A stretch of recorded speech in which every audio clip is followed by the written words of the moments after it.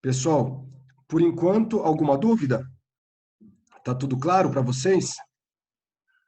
Tá claro, professor. Tá dando para levar. Legal. É, Então, vamos compartilhar novamente aqui.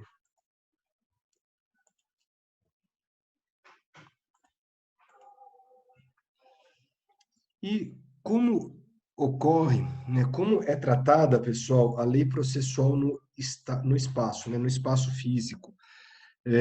Vocês lembram que a lei penal, ela é aplicada uma lei diferente, ela pode ser aplicada a lei penal diferente em alguns casos específicos, né? Por exemplo, mesmo que a pessoa tenha cometido o crime em outro país, quando a pessoa é brasileira, é possível a aplicação da lei brasileira, né? Esse é um dos exemplos de aplicação da lei penal fora do nosso espaço territorial. E como funciona a aplicação da lei processual? Se aplica da mesma forma que a lei penal ou é diferente?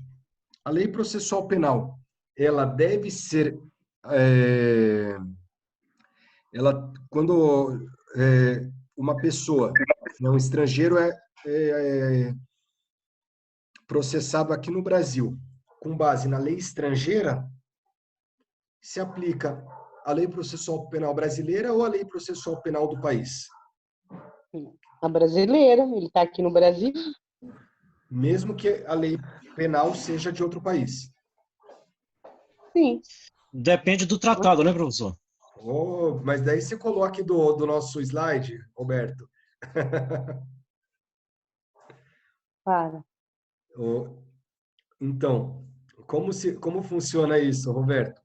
Via de regra, a lei processual, independente da lei penal que se aplique, será aplicada uma lei, é, uma lei penal, a lei processual será brasileira.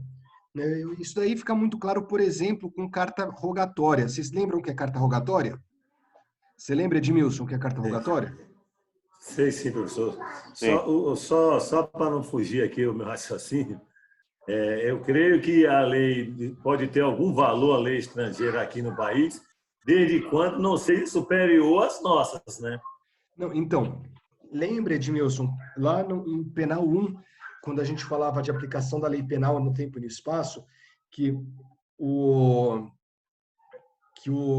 a pessoa que é estrangeira, né, pode se aplicar a lei penal estrangeira caso a pessoa tenha outra nacionalidade, assim como pode se aplicar uma lei penal brasileira caso a pessoa mesmo a pessoa tendo cometido o crime fora do Brasil, mas ela seja brasileira. Se lembra disso?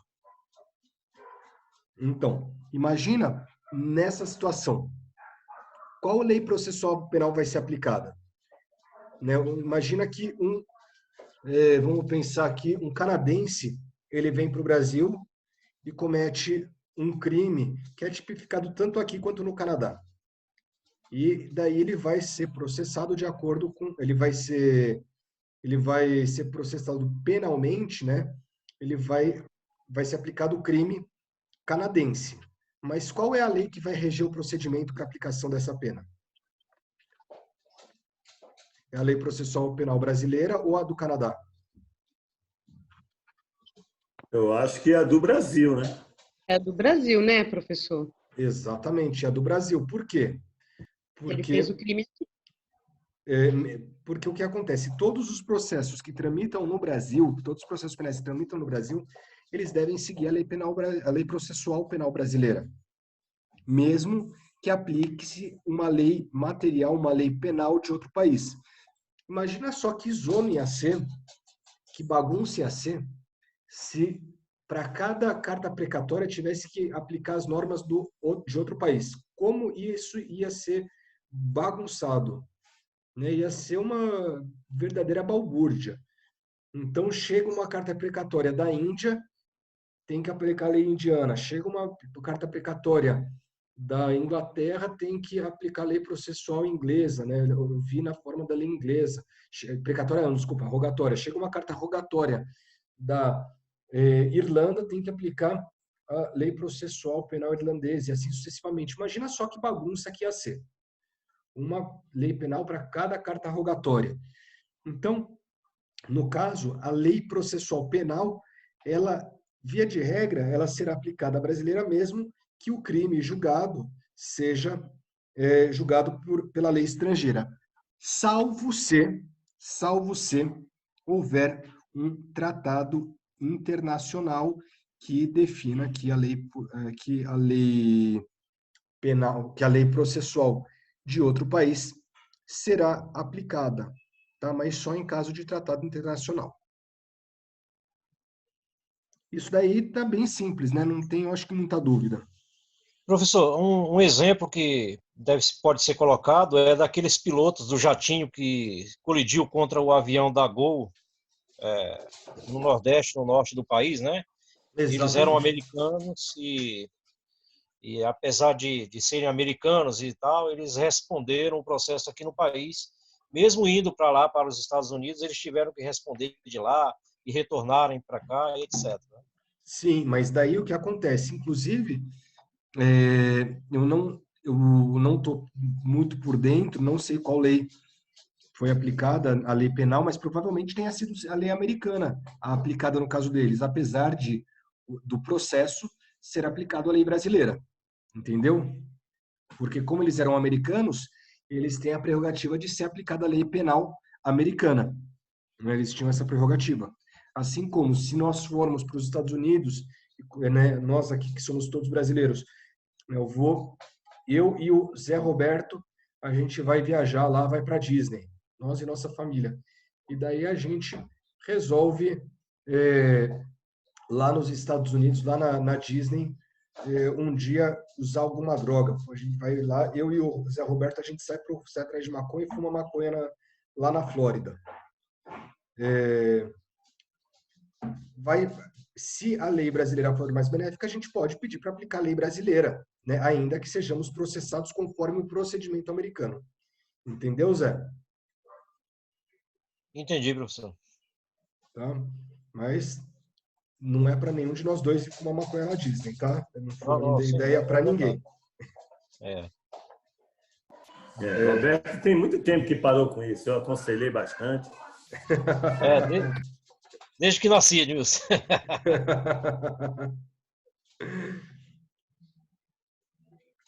Vamos seguir aqui, pessoal. Então, vamos lá.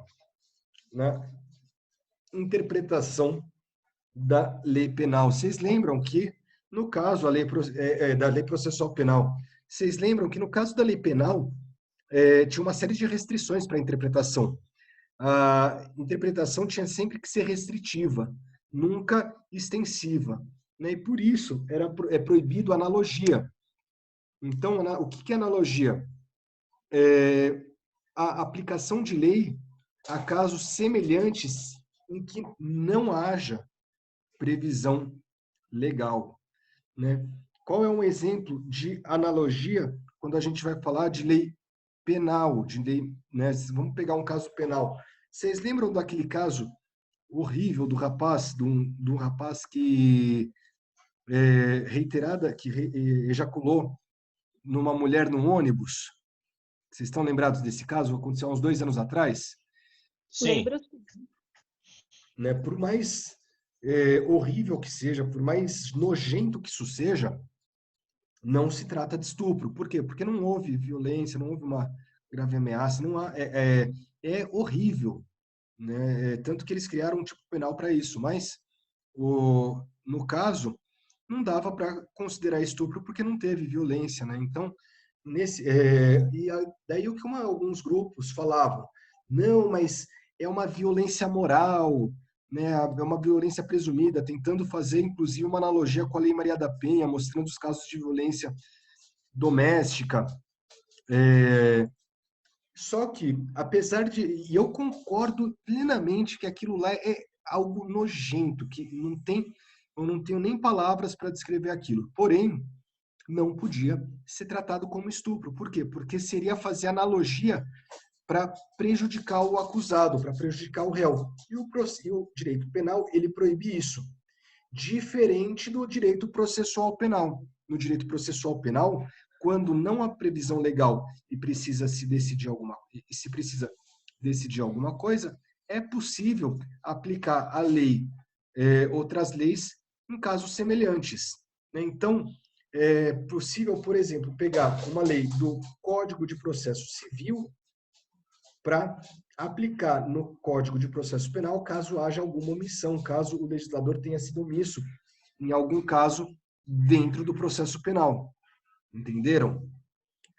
Mas analogia é diferente de interpretação analógica, tá? E daí eu vou pegar aqui o artigo 405, parágrafo 1º do Código de Processo Penal para para te mostrar para vocês o que é interpretação analógica, né? O artigo, parágrafo 1º, fala que sempre que possível o registro de depoimento do investigado, indiciado, ofendido e testemunha será feito pelos meios ou recursos de gravação magnética, estenotipia digital ou técnica similar. Esse técnica similar, ele tá fazendo uma interpretação analógica. Qualquer outro meio de gravação em que seja possível fazer o registro dos depoimentos, é possível ser utilizado. Então, pode ser uma gravação magnética, pode ser uma gravação digital. Caso não seja possível uma gravação, pode ser a transcrição do depoimento, pode ser também a gravação somente do áudio, pode ser a gravação do áudio e do vídeo. Por quê? Porque se faz uma interpretação analógica. Abrange a lei para casos, se interpreta a lei para abranger casos semelhantes. E existe a interpretação extensiva. Né? A interpretação extensiva é quando se amplia o leque de incidência da norma. Aquela norma, ela se aplica a mais casos. Entenderam? Lembrando que, no caso da lei penal, a interpretação é sempre restritiva, nunca extensiva. Já no caso da lei processual penal, ela pode, em alguns casos, desde que não retire direitos, ser extensiva. Né? Então, um exemplo de interpretação extensiva. Vocês lembram que há 2 anos atrás, 1 ano e meio mais ou menos atrás, quase 2 anos atrás, o STF, aliás, não faz tudo isso não, faz menos, né? Faz menos de 1 ano, que o STF anulou diversos processos da Lava Jato, porque o delator, ele apresentou os memoriais antes do delatado. Vocês lembram disso? O Edmilson já fez assim com a cabeça, o José também falou que sim. Então, o que acontece? Sim. Nesse caso, o que fizeram? Eles interpretaram, deram uma interpretação extensiva na questão estendendo o que seria a acusação. Né? Porque o que acontece? Vocês sabem que o delator, ele é uma figura híbrida. Ele, da mesma forma que ele se defende, ele também acusa alguém. E daí, como ele tem essa figura híbrida, ele fica no meio do caminho. Então, o STF entendeu que, em nome do contraditório e da ampla defesa, a pessoa, né, os delatores, eles deveriam apresentar os memoriais antes dos delatados, porque eles faziam acusação.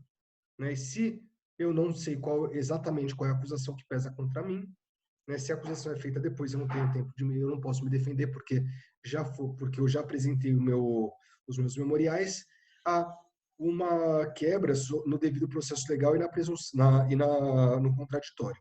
Então, eles, por bem, entenderam que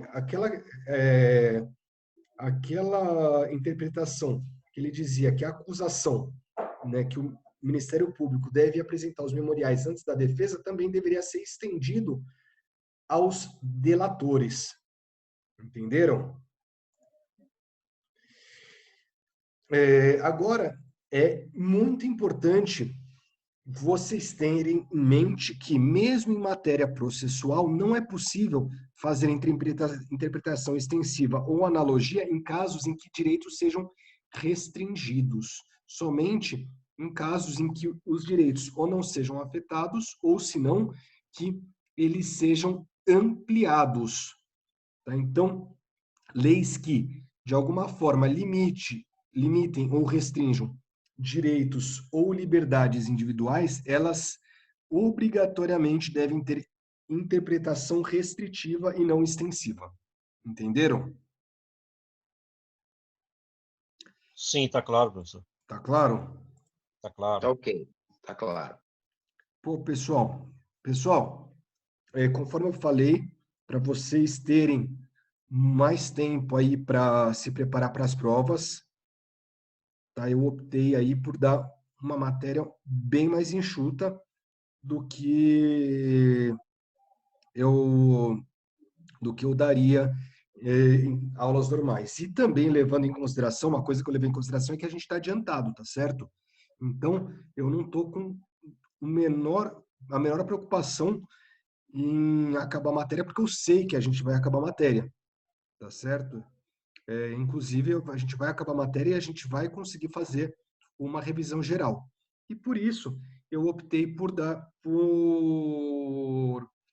essa aula um pouco mais light, já que vocês estão em semana de provas, tá certo?